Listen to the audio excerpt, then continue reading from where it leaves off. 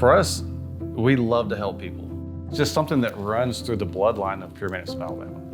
We're here to serve people. That's what we were meant to do. Majority of our customers come to us because of health concerns.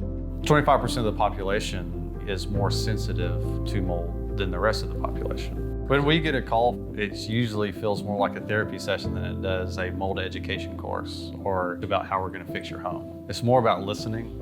I'm really concerned about the customer getting the best treatment possible. Where traditional remediation fails, we want to do better for our customers and the environment.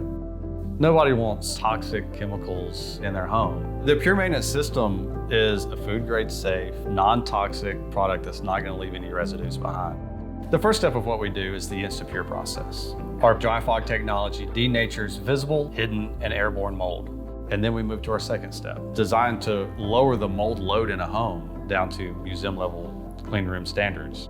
Using DOT helps us stay aligned with these values. Any staining that persists, we utilize DOT to satisfy the customer, home inspector, ourselves, and the industry standard for mold remediation practices.